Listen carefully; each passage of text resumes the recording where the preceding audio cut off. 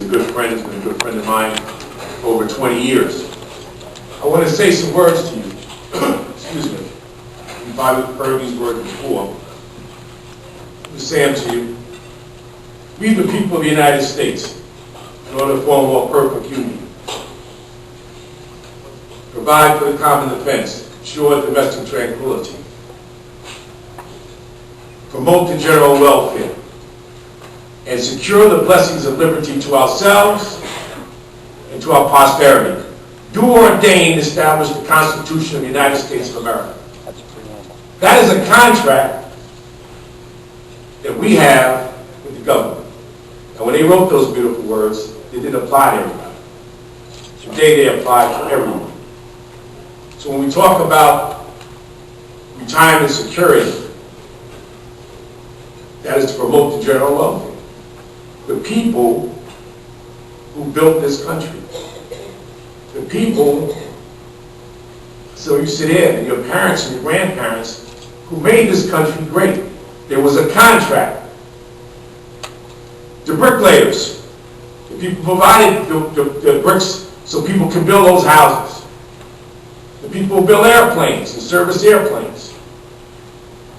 The people who worked in hotels. The people who made us the country we are today. There's a contract. And today, there are those who get on national television and say the contract doesn't matter. You see, when I was born, Tom Buffalo was born, we had a contract. We had to go sign up for Social Security at a certain age. And in that signing up for Social Security, they said they would take money out of our paychecks.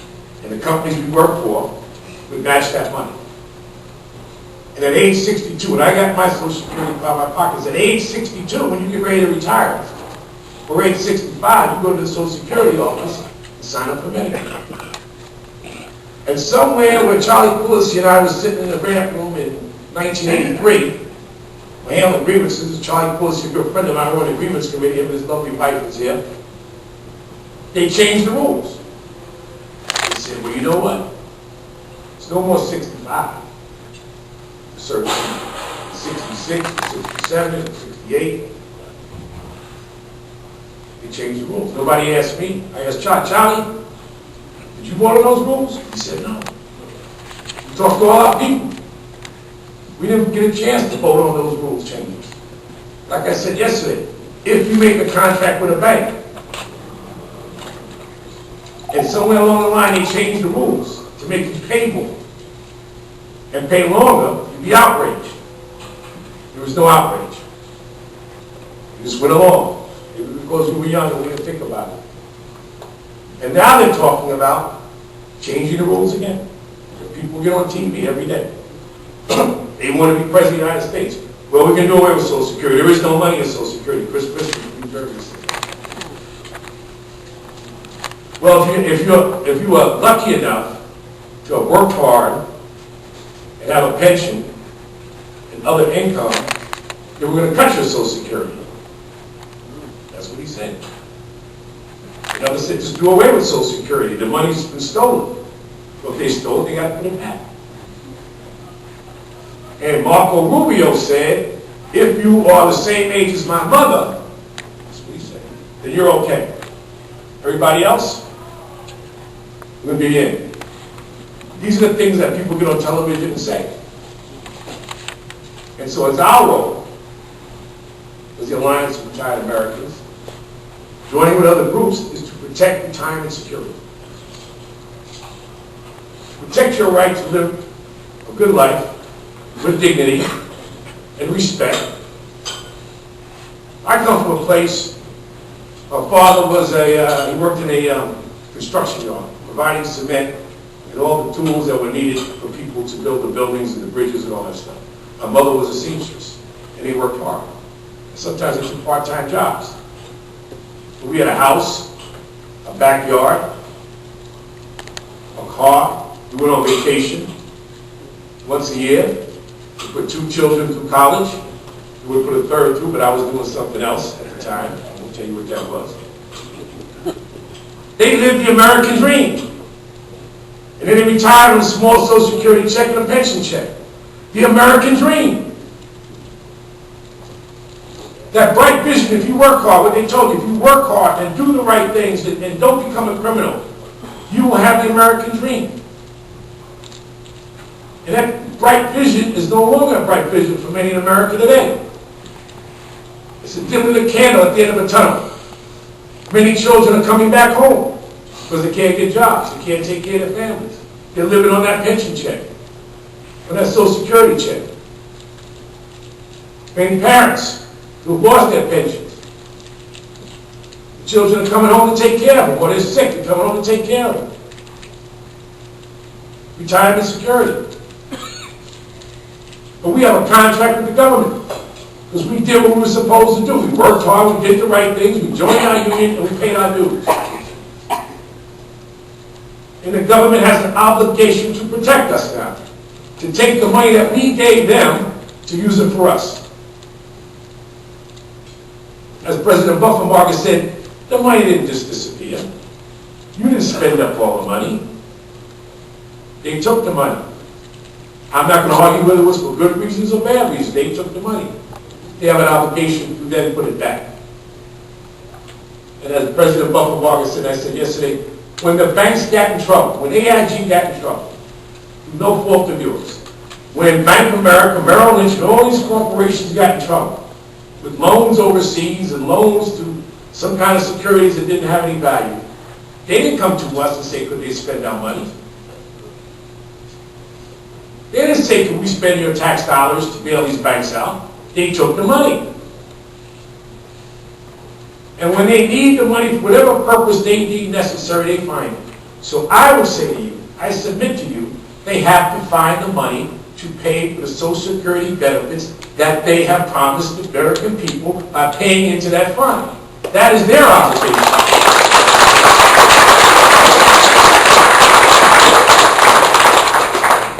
Let me tell you what's going on in America today. Not a business. We have passed laws. One called MAP 21, the other one called HAP. Has nothing to do with pensions. But in that law, they put down that corporate America, you can Google this, MAP 21 and HAP. In that law, somewhere in the fine print, it says that corporate America does not have to contribute, cannot contribute to pension plans as the actuaries say they must be contributed. Now, those of you who get a pension statement, once a year they sign the statement, there's three figures on that statement. There's the real figure, there's the MAP 21 figure, and there's the HAP figure. And the MAP 21 and the HAP figures tell you that your pension plans are funded at a higher rate than they are. Because the government says that's what they have to do because of low interest rates. They give them a phony interest rates. 4 or 5 years from now, the biggest corporations in America are going to be saying to us, pension plans are underfunded. The government didn't allow me to contribute to those plans. We have to fight that. They say they're going to take the money and build bridges. The bridges, the same bridges that our parents and grandparents built. Again, when they need to find money, they can find it. They don't talk, we're not talking little money, when they go out and spend like $1 trillion here, $500 billion there. So I think our obligation, our responsibility to ensure domestic tranquility and promote the general welfare and secure the blessings of liberty. The blessings of liberty is to have a house, a car, be able to send your children to decent schools so they can have a decent family and a decent job. That's the blessings of liberty. And to pass something on, if we can, to our children, something better, our posterity. That's the contract we have with America. And it's not up to us, in my opinion, to tell them how to fulfill that contract. Because every time we do that, every time, we talked about something yesterday, I think it needs to be a little bit more fleshed out. Scrap the cap or something. Every time we tell them how to do these things, we create an enemy on the other side. That's what we're saying. Or if somebody who works at Boeing and makes a decent salary, or Lockheed Martin, or works at an airline and works overtime or any place else, increasing taxes. Is that what we really want to say? We want to say you took the money, put it back, pay, live up to your contract. Now maybe there's somewhere in all this, they'll come up with some formula we may agree with, may not agree with, to secure Social Security. I'm not sure if we want to say to scrap the cat, whatever it is that we're saying, arbitrarily. So what we're doing at the Alliance for Retired Americans, we sent out a survey to all the presidents. What are the issues? What are our issues? We want to engage the people. What are our issues? What are our primary issues? So we then put together a plan to execute on the issues that we have. We're working on that now. And then we're going to get all the presidents on a conference call or webinar, whatever you call it, and discuss those issues. And figure out what are our main issues. So we really fight those issues. What really affects seniors? These things are important. That we have a mission and a direction. That's what we hope to do in the very near future. We had our first executive board meeting. President Buffenbarger was there. He's a lively guy, you know. And then people started talking. So we have all these different issues. The executive board is saying, what is our goal? We're going to create the goals based on what the people say. So we can get the job done. So that we can protect our constitutional rights. There was a gentleman that we interviewed from Aspen. He had lost his pension in Detroit. And I think that was a result of all these people talking about cutting multi-employment plans. They thought it's okay. If the unions can talk about cutting people's pension, we can go ahead and cut their pension. And he said, I played by the rules for 40 years. The Constitution, state Constitution says he couldn't cut my pension, and he did. Now I have to decide food or medicine. Is that the America we want to live in? Trillions and trillions of dollars in our economy. That's not what we want to be. And so we must make people live up to the contract that we have with them, to the contract that we now have with Social Security, changed in '83. They have to live up to the contract as it's written today.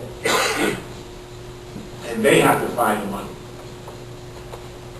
Corporate America, steel, airlines, autos, they took the money. The pension or Guarantee Corporation that was overfunded when it started with steel. They took the money. Now they're prospering.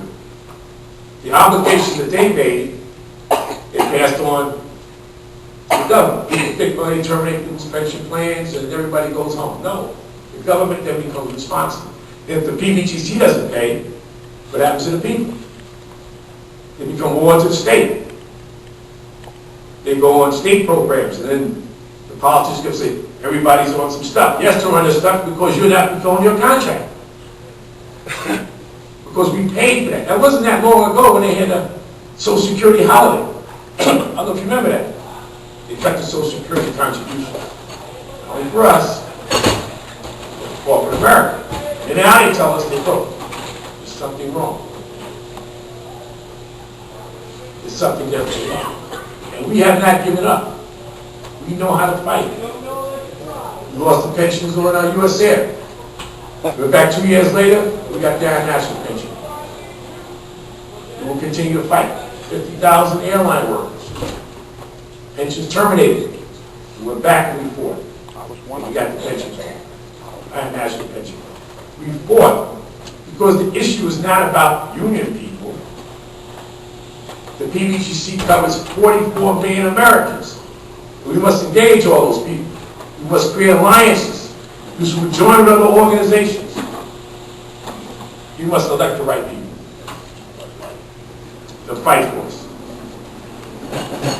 We must let the politicians know we will hold them accountable. You have the power. You're the voting bloc in America. You must hold. A guy can't vote to cut your pension, and then we vote him in again. There's something wrong with that. There's something wrong with that thinking. Politicians do all kinds of strange things, and they say, well, I'm sorry. No, then they got to go look for a job. That's the way it is. That's the way it should be. But we're not holding people accountable. They vote against us, and they say, well, I'm still your friend, and we carry the check. No more. These are important issues. Retirement security, that's got to be an issue in the next campaign. Retirement security. I want to hear the politician talk about pensions or Social Security or retirement or security. That's what we want from the politician. Not that we're going to send 12 million Mexicans back across the border and make them build a wall. That's asinine.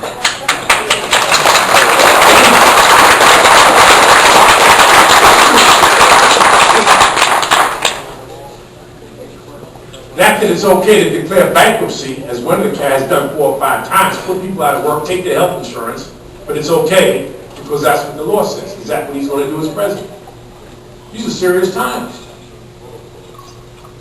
I mean, I've only had one candidate on the Republican side. How could we say, no, this is insane? This is, taking away people's Social Security is insane. The rest of them have all these different ideas. How are they going to do us in? Because they think that we're going to forget. They think that this is 1983, they can make rule changes, and we're just going to keep going along. No. So that's why we joined alliances. President Barker said we joined an alliance with the AARP, the Pension Rights Center, and other organizations, and we will continue to do so from the alliance standpoint. And fight the fights that we have to fight. And promote the issues that we have to promote, as defined by the people. As defined by the people. And people who know me, I don't sit up someplace and just kind of figure stuff out. I like to go out and talk to people, have a conversation, and figure out what they're talking about. And so, how many people here have members of the Alliance of Retired Americans? Well, everybody in this room is a member of the Alliance of Retired Americans. We pay your dues. The IM pays dues for every person who retired from the IM as they work in some company, retired. You pay your dues as a member of the Alliance of Retired Americans. And so we have outside, Anna, we have those flyers that we're going to give out.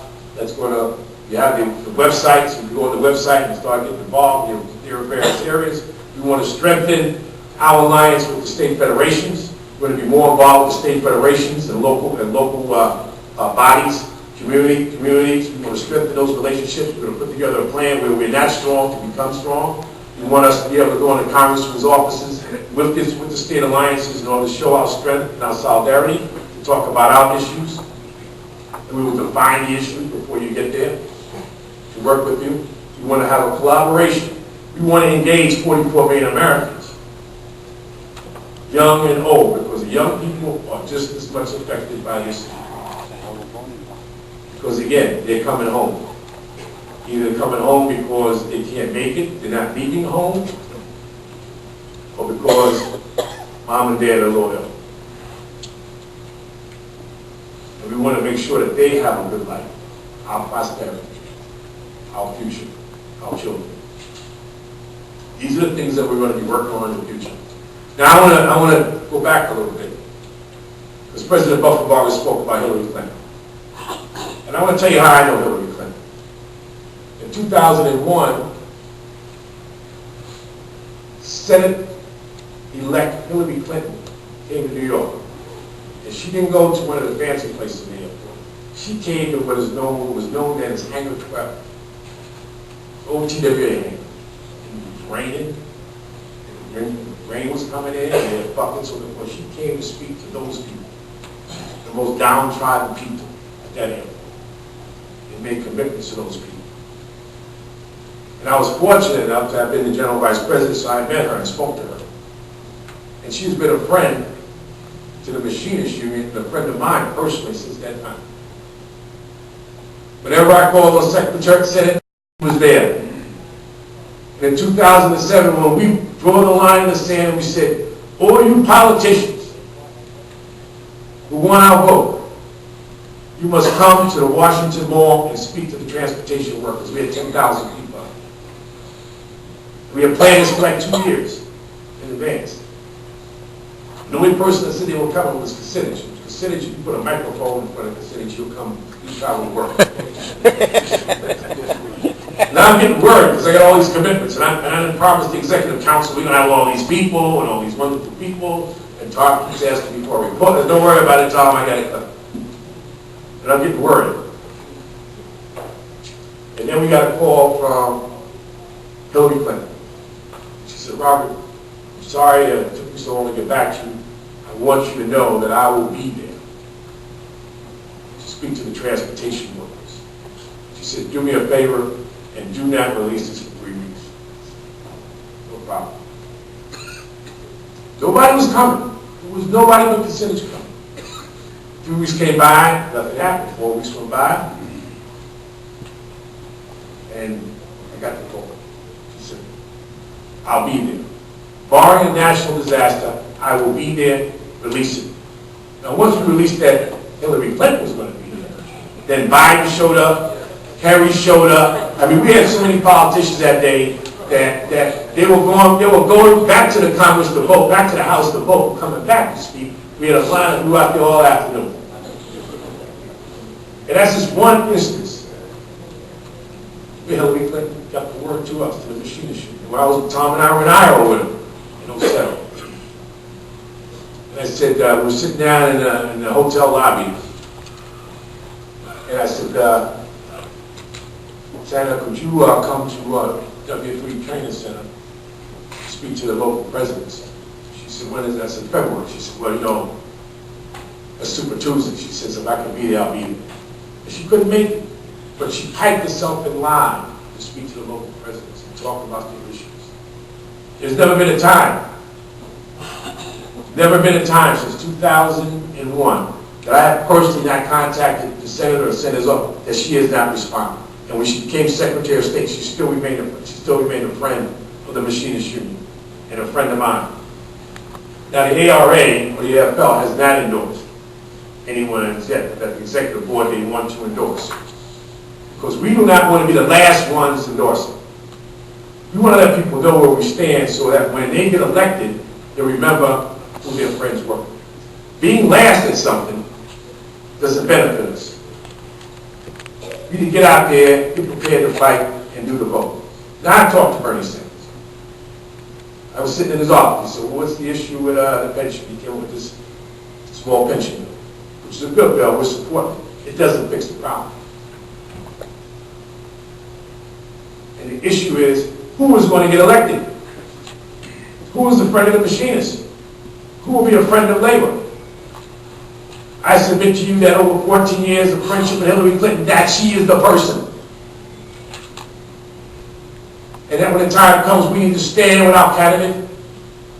We need to get our boots on the ground, phones in people's ears, knock on doors, and elect somebody that's going to protect the interests of working people in America today, because nobody else is doing it.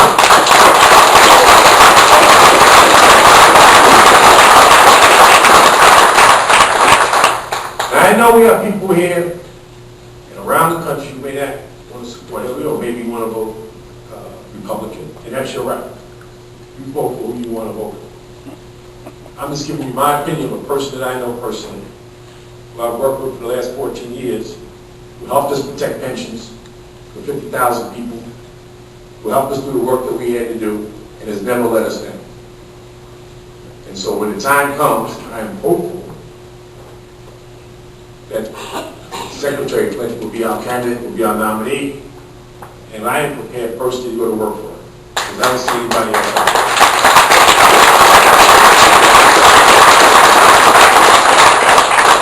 So again, I'm honored to be the president of the Alliance of Retired Americans, following in the footsteps of a good friend of mine, President George Caucus, who was the founding president.